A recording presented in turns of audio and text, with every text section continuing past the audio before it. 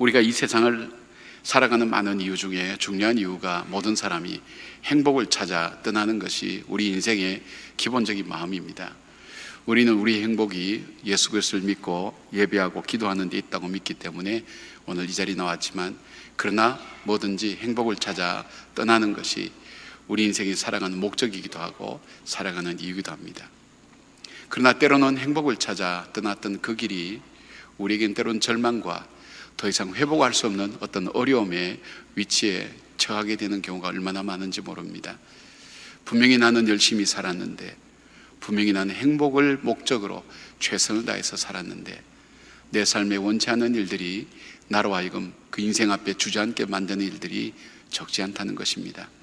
오늘 본문에 나오는 이 엘리멜렉과 나오미라는 사람도 그 땅에 얼마나 흉년이 들어서 살기가 어려우면 마음의 결심을 합니다. 우리가 떠나자, 이 땅을 떠나자.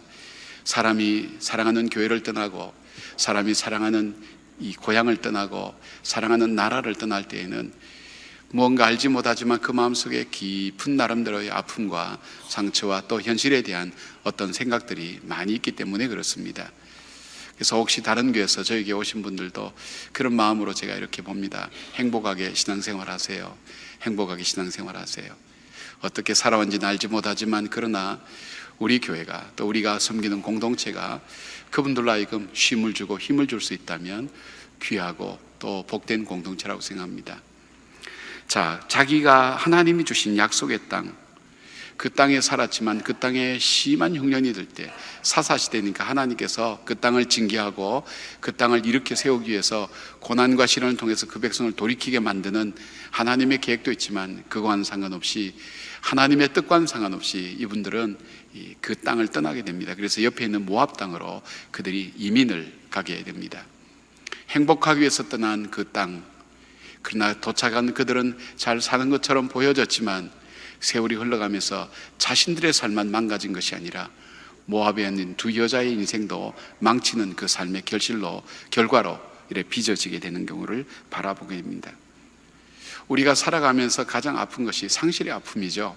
사랑하는 가족을 잃어버린다든지, 내가 가졌던 꿈을 잃어버린다든지, 또 내가 아껴놓았던 물질을 잃어버린다든지, 내가 쌓아놓은 명예가 없어진다든지, 무언가 잃어버리는 것만큼 안타깝고 어려운 것들이 없습니다.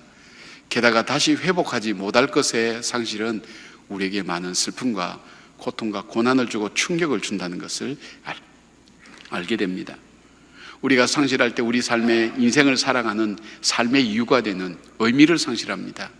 내가 이 상황에서 살아서 더 뭐 할까? 조금만 내가 더 산다는 것이 어떤 의미가 있을까? 이런 생각을 하기도 하고, 이제 목표가 없어진 거예요. 사랑하는 가족들이 다 없어지고 나는데 목표가 뭐가 있겠어요? 우리가 가족들이 함께, 또 우리가 함께 즐겁게 살아가는 그 삶인데, 내가 가졌던 자식에 대한 기대나 또 남편이나 아내에 대한 기대나 가족에 대한 기대나 이것들이 다 없어지고, 이제는 무슨 목표를 가지고 살아야 될지, 내가 행복을 위해서 열심히 살았는데 그 행복의 목표가 없어진 거예요. 그렇게 살아도 인생이 별 수 없구나, 이런 생각을 할 수밖에 없는 거예요. 희망도 없는 거예요. 상실은 우리에게 그것만 갖고 간 게 아니라 우리가 살아갈 남은 희망마저도 다 앗아가 버리기 때문에 우리가 어떻게 해야 될지 알지 못하는 바로 그 상황을 오늘 이 가정이 직면하고 있습니다. 쉽게 말하면 새 가부만 남아서 앞으로 우리는 어떻게 살 것인가. 요즘과는 달라서 새 가부의 생활은 정말 지혜도 없고 비참한 삶, 희망도 없고 삶의 의미도 찾지 못하고 목표도 없는 그들 속에 그들은 어떻게 그 삶을 선택해 나갔을까요? 사랑하는 여러분, 우리도 그런 아픔을 겪을 때가 많지 않습니까? 제가 말씀드린 것처럼 저희 가정에 아이의 죽음은 아이의 죽음이 아니라 나의 죽음이었고, 아버지의 돌아가심은 바로 우리 가정 전체에 가던 이 진행의 방향이 멈춰질 수밖에 없는 한 사람의 죽음이 아니라, 하나의 상실이 아니라 인생 모두를 통틀어 잃어버리는 것 같은 그런 충격과 아픔을 가질 수밖에 없습니다. 그때 내가 해야 될 일이 뭘까? 아무것도 하고 싶은 것도 없지만 무엇을 하면서 다시 이 문제를 해결해야 될지 알지 못하는 이들 가운데, 오늘 우리도 인생 살아가면서 그때 우리는 어떻게 해야 이 어려움을 극복해 나갈까? 열심히 사업을 했는데, 열심히 사업을 하고 또 장사하기 위해서 가게를 오픈하고 있는데, 열심히 사랑했는데 열심히 기대했는데 그 모든 것이 무너져서 파편이 되어서 나에게 돌아올 때 우리도 바로 이 가정, 이 엘리멜렉과 나오미의 가정처럼 그런 마음에 처하게 되는 것, 슬픔이라는 것이 밀려오게 되고 좌절하는 것이 밀려오게 되고 비참함이라는 것이 밀려오게 될 때 우리는 어떻게 살 것인가? 왜 이런 결과가 왔을까요? 행복을 위해서 추구하고 따라갔지만 왜 이렇게 이런 결과가 왔을까요? 오늘 성령의 말씀을 통해서 이 일의 원인에 대해서 얘기합니다. 행복을 추구하는 것 자체는 우리가 나쁜 것이거나 잘못된 것은 아닙니다. 그러나 행복은 어떤 삶에 주어지는 선물이었지 그것이 목표가 될 수 없다는 것을 이들이 알게 된 겁니다. 오늘 이들이 행복을 위해서 찾아갔지만 그들에게 있어서 행복을 찾을 수 없었던 이유가 하나 있는데 그것은 뭐냐면 그는 세상의 가치를 우선순위로 두고 살았다는 것입니다. 내가 잘 살아야 돼. 아니, 이거는 잘 사는 것보다 내가 생존해야 돼. 내 자라나는 저 자녀들에게 정말 잘 살 수 있고 그리고 바르게 살 수 있고 아름답게 살 수 있는, 적어도 그것에 대한 책임이 이 가정에게 있어. 우리가 우리 자녀들에 대해서 저들이 여기서 굶어 죽을 수는 없잖아. 잘 살 수 있게 어떻게 살 것인가. 일단은 먹고 살아야 돼. 이것이 그들의 삶의 우선순위가 된 겁니다. 먹고 사는 것은 굉장히 중요합니다.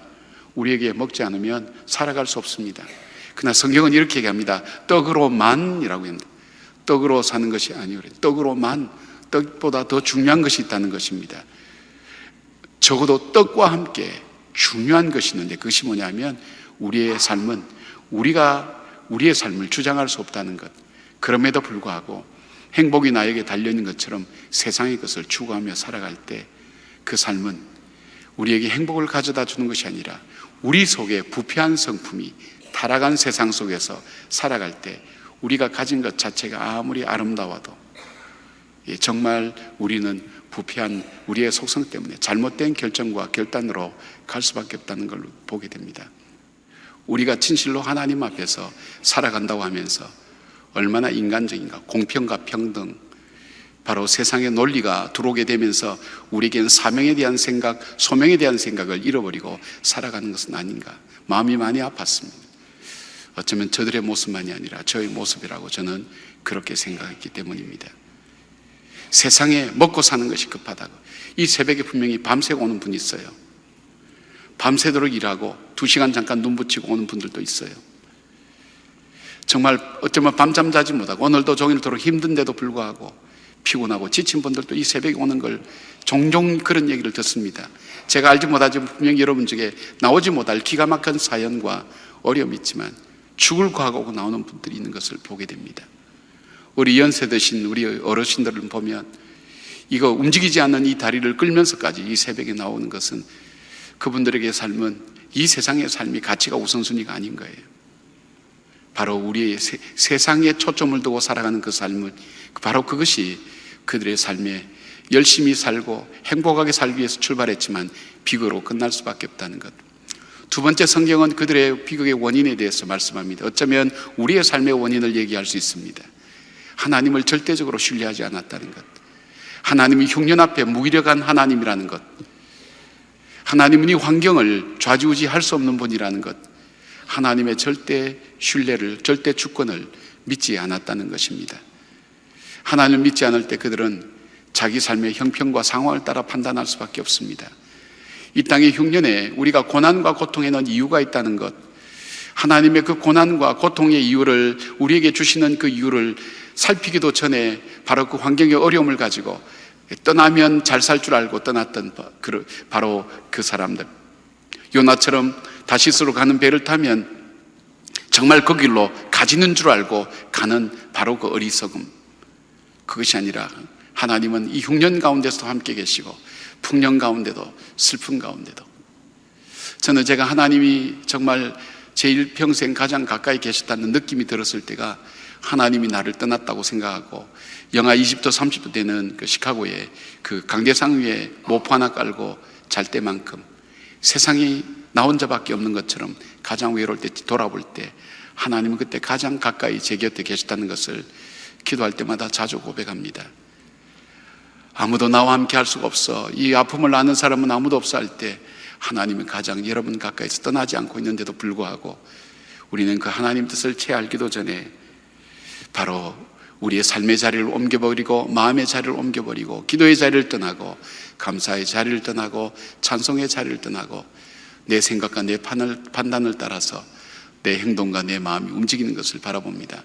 하나님의 절대 주권, 자기 아들을 죽여서까지 언약하신 것을 지키겠다는 그분, 그리고 그분이 약속한 것은 산은 옮길지라도 나는 내 약속은 내 언약은 옮기지 않겠다고 약속하신 하나님, 나는 인생이 아니니 시건치 않겠다고 하신 그 약속의 말씀을 우리는 믿지 못하고 그것보다 더 중요한 것이 내 반응을 더 중요하게 하고 내 환경을 더 중요하게 생각하는 그 가치관과 기준이 우리로 하여금 열심히 살았지만 행복하게 위해서 살지만 우리의 삶을 어려운 가운데 몰고 간다는 것입니다. 또 하나의 성경은 또 하나의 이유를 우리에게 말씀해 주고 있습니다. 그것은 사명의 상실입니다. 이스라엘 백성이 사사시대에 들어갔던 이유가 뭡니까? 하나님이 주신 축복, 이것을 가지고 우리에게 위로해 주시는구나, 우리가 잘 먹고 잘 살기 위해서 우리에게 보내주셨구나, 그것이 아니었습니다. 이 가나안 땅으로 보낸 것은 내 백성이라는 것, 내 백성은 하나님과의 관계가 우선순위를 가지고 살아가는 사람, 내 백성이라는 것, 하나님의 거룩함을 드러내고 축복의 통로로 쓰임받는 그 거룩한 사명, 그 사명이라고 하는 것은 좋은 환경 속에만 하는 것 아닙니다. 편한 환경 속에서만 하는 것이 아닙니다. 사명은 어떤 환경 속에서도 동일하게 해야 되는 것이 사명인 것입니다. 하나님께서 누구시는 사도 바울을 보십시오. 그는 사명자의 표상이 되는 삶을 살았습니다.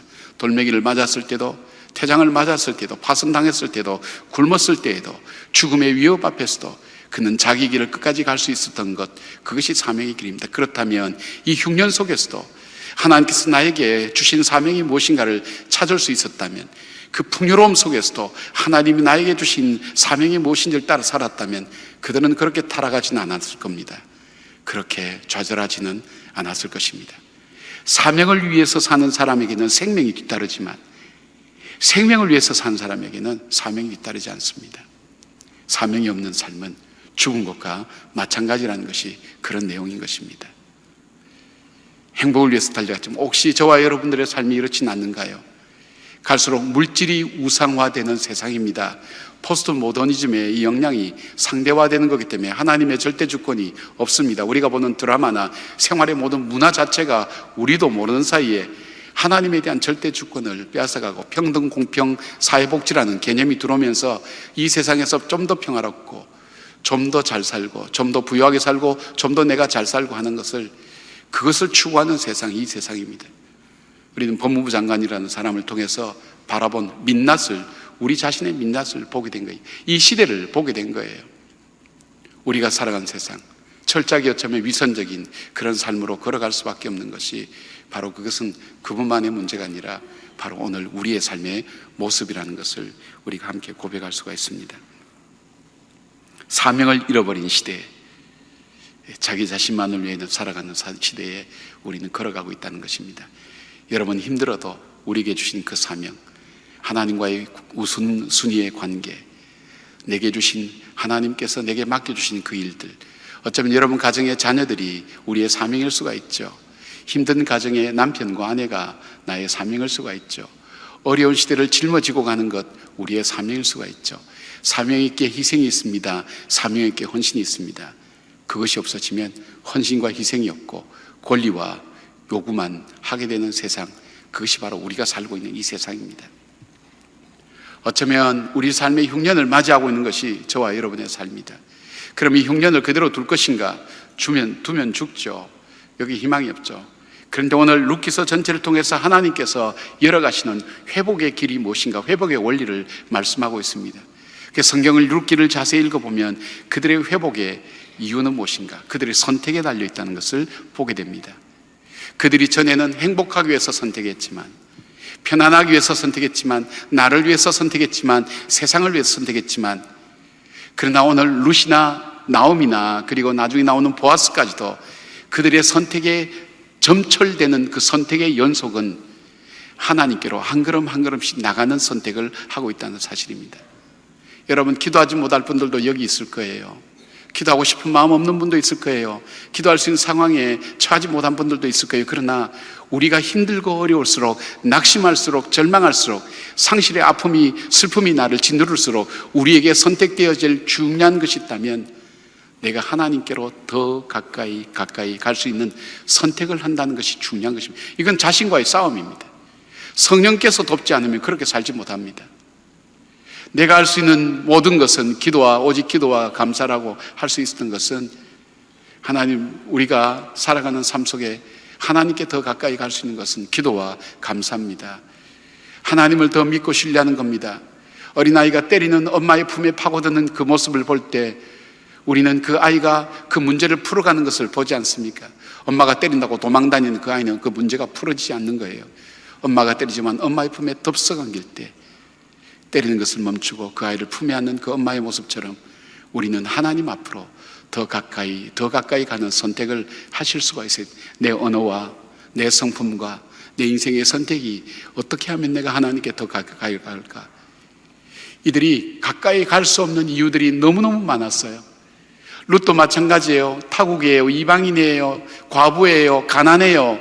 희망이 없어요. 그런데도 불구하고 어머니의 하나님이 나의 하나님이라는 것, 어머니가 죽으신 곳에서 나도 죽겠다고 하는 하나님을 선택하는 삶. 나오미, 나로 하여금 하나님께서 나에게 징계하셨다고, 나에게 고난과 고통을 주셨다고, 그러나 내가 이제는 하나님께로 돌아간다고, 나를 말하라 하라고, 난 쓴물이라고, 내 인생은 그렇게 어렵다 그러지만 내가 다시 내 고향 베들레헴으로 돌아간다고. 그 삶의 방향에 틀어지는 것이 달라지는 거예요. 하나님께 더 가까이. 현실은 변화가 없어요. 내가 하나님께로 돌아갈 때 내 눈에 보이는 현실은 더 절망적이고 더 힘들지만 그럼에도 불구하고 그 하나님 쪽으로 한 걸음 한 걸음 나가는 삶, 그것이 바로 그의 삶을 바꿀 수 있는 중요한 계기가 된 거예요. 그리고 그 삶은 단순히 자기들만 삶이 아니라 그 공동체와 그리고 오는 세대 속에 메시아가 오실 수 있는 그 마을로 준비되고 그 가정으로 준비된 것을 보게 됩니다. 하나님께서 정말 귀한 것을 담기 위해서 우리를 담근질에서 더 귀한 것을 담으시는 그 하나님의 섭리를 우리는 보게 됩니다. 두 번째, 이들에게 있어서 중요한 것은 하나님을 전적으로 신뢰했다는 것입니다. 내가 가진 건 아무것도 없어요. 이 두 여인만 하더라도 과부예요. 그리고 그 고향을 떠나서 아무것도 건지지 못하고 다 잃어버려가는 수치스러운 일들을 당했다고 생각해요. 그 당시 풍습이나 이것을 볼 때에 내가 그것에 돌아간다고 해서 내게 남겨놓은 부동산이 있는 것도 아니고 나를 돌봐줄 사람도 있는 것이 아니라 아무것도 돌봐줄 사람도 없어요. 그럼에도 불구하고 그가 돌아가는 단 하나의 여유가 있다면 하나님에 대한 신뢰입니다. 보아스도 마찬가지 아닙니까? 그가 하나님과의 그 언약을 지키는, 그 약속을 지키는 바로 그런 일들이 그로 하여금 이 역사를 만들어갈 수 있잖아요. 하나님 앞에서 하나님을 절대 신뢰하는 것. 여러분, 고난 중에도 어려움 중에도 현상 보고 이 일희일비라 그러잖아요. 조금만 괜찮으면 좋았다, 조금만 안 좋으면 낙심했다가, 그것이 인간의 마음인데 그것이 아니라 변함없이 나의 죄와 내가 하나님 가슴에 못을 박더라도 나를 사랑하는 그 마음 변치 않으신 그 하나님의 사랑이 우리에게 얼마나 귀한지. 나에게 기도하러 나온다고 해서 뭔가 새로운 대수가 열리는 것도 아니에요. 큰 일이 벌어지는 것도 아니에요. 내가 하나님 앞에 엎드려 감사한다고 해서 내 인생이 달라지고 갑자기 짙었던 회색 하늘이 확 거치면서 푸른 하늘이 쫙 낮춰지면 훨씬 우리가 하기 쉽죠. 그가 하지 않는단 말이에요. 오히려 비가 더 내릴 수도 있어요. 그러나 그 속에서 우리 속에 남는 것은 하나님에 대한 절대 믿음입니다. 하나님, 저는 이제 어떤 환경 속에서도 하나님만 믿고 살겠습니다. 내가 의지하는 것은 남편도 아니고 환경도 아니고 좋은 사람도 아니고 아무것도 아닙니다. 하나님이 만나게 하시고 하나님이 하게 하시면 하지만 정말 내가 진심으로 믿는 것은 하나님 한 분입니다. 그 하나님만 바라봅니다. 바로 이 절대 믿음의 신뢰가 하나님께서 만들어 가시는 이적과 기적과 풀어가는 삶입니다. 여러분, 우리가 물속에 이렇게 빠지면요, 우리가 방향만 틀면 새로운 세상이 된 줄 아는데 방향만 틀면 그 자리 그대로 있어요. 방향만 틀었다 뿐이지. 이제 올라가야 돼요. 올라가는 게 훨씬 힘들어요. 사람들이 최고 낙심할 때가 언제냐면 이렇게 내려가다가 방향 탁 틀었다고 이제는 뭐가 달라질 거야. 천만의 말씀요, 옛날과 똑같습니다. 그러나 방향이 점점 위로 올라가서 수면 위에 갈 때서야 나타나는 겁니다. 이 지루하고 힘든 삶, 하나님이 이것을 기다리게 만듭니다. 이러면서 우리의 인내와 소망을 만들어 가십니다. 우리의 믿음을 연단하십니다. 그리고 풍요로운 그 땅에서도 죄짓지 않고 진정한 풍요를 풍요로 만들 수 있는 그 능력과 하나님이 주신 축복을 축복으로 받을 수 있는 그 칼을 줬는데 어린아이에게 주는 거하고 의사의 손에 달리는 게 다르잖아요. 나에게 주신 사명 가지고 하나님께서 믿음으로 살아갈 수 있도록 우리 삶을 그렇게 당금질하고 만들어가고 연단해서 나를 정금같이 나오게 하시는 그 하나님의 놀라운 지루한 기다림, 힘들어하는 어려움, 그러나 그 가운데서도 하나님이 순간순간 힘을 주시면서 하나님의 사인을 주시면서 나로 하여금 그 길이 바른 길이라고 나가게 하는 하나님의 위로의 말씀, 하나님의 붙드심의 말씀, 하나님의 인도하심의 말씀, 그리고 단순한 것에, 아주 단순한 것에 내가 너를 보고 있다고, 내가 너를 알고 있다고, 내가 너와 함께 한다는 작은 사인과 약속의 말씀들이 우리를 다시 이렇게 세우는 것입니다. 또 하나 있다면 이들은 서로 사랑했습니다. 나오미는 며느리의 앞날을 생각했습니다. 나이가 들면 젊은 사람이 필요합니다. 점점 힘들어집니다. 그런데 그 나오미는 내 며느리의 미래가 있어야 되겠고 가정을 이루어야 되겠다고. 사랑이라는 게 뭡니까? 내가 기준이 아니라 상대방이 기준 아닙니까? 사랑이라는 건 뭡니까? 책임지는 것 아닙니까? 사랑이라는 건 뭡니까? 믿고 따라가는 것이 사랑 아닙니까? 그들은 서로 사랑했어요. 원망할 수밖에 없는 상황이잖아요. 어머니 좀 잘 살죠. 잘 살았으면 하나님 살아계신 건 내가 믿겠는데 하나님 이렇게는 안 할 거 아니에요. 좀 잘 살죠. 원망할 수 있겠잖아요. 여러분, 그러나 상황이 어려우면 사람은 원망할 수밖에 없어요. 그러나 원망하지 않았어요. 그분들은 서로 사랑했어요. 보아스도 나오미를 사랑하고 룻을 사랑했어요. 왜요? 이방의 여인인데도 불구하고 왜 낯선 땅에 와서 자기 정결함을 지키면서, 여인이 지키면서 그 시어머니를 잘 복양한다는 그 사실을 달고 그를 사랑했어요. 그를 배려했어요. 그는 그만 사랑한 것이 아니라 일꾼들도 사랑했어요. 일꾼들이 평안하냐고 축복하고 그래요. 서로 사랑하는 사람, 이 속에 사랑이 있었어요. 여러분, 고난과 시련이 오면요, 원망이 우리 마음속에 제일 먼저 찾아옵니다. 누구 때문에? 희생제물을 만드는 거예요. 모세를 죽여서 그리고 하나님의 뜻을 거역하고 이 문제를 해결하자고 했는 이스라엘 백성들처럼 우린 누군가의 희생양을 만드는 거예요. 그러나 하나님의 회복을 나가는 사람은 그렇게 하지 않습니다. 사랑합니다. 여러분, 여러분에게 정말 저 인간 때문에 정말 내가 죽겠어, 저 인간 때문에 저절로 나오죠. 그러나 하나님께서 그 원망을 바꾸어서 주님 사랑하게 달라고 그럴 때 우리가 함께 살아나고 하나님 역사가 일어난 것을 봅니다. 또 하나 있다면 그들은 서로 축복하는 삶이었습니다. 가난한데도 어려운데도 서로 축복했습니다. 나오미에게 그런 얘기 하지 않습니까? 룻이 아이를 낳았을 때 그런 얘기 하겠잖아요. 아이고, 어디서 이상한 여자 얻어와가지고 이방인 얻어와가지고 애 낳았는데 애가 생긴 꼴하고는 아이고, 얼마든지 그렇게 얘기할 수 있어요. 특별히 우리 자매들, 질투와 미움이 있었어요. 그러나 그렇게 하지 않았어요. 나오미야, 너가 일곱 아들 부럽지 않는 네 며느리가 낳은 아기구나. 축복하는 거예요. 제가 룻기서를 보면서, 자세히 보면서 그 지난번 설교할 때 놀란 것은 룻기서에 축복하는 말이 참 가득한 거예요. 이 험악한 사사시대를 사는데 어떻게 이렇게 축복하는 말이 많을까? 그들은 그래서 그 축복하는 그곳에 유대 땅 베들레헴에 메시아가 오신 겁니다. 축복하는 여러분의 삶 가운데, 사랑하는 그 가운데 주님은 메시아를 보내주시고 우리를 축복의 통로로 사용하신 것 기억하면서 고난과 시련 속에 하나님의 약속을 붙들고 다시 일어서서 걸어가는 힘을 내시는 여러분 되기를 바랍니다.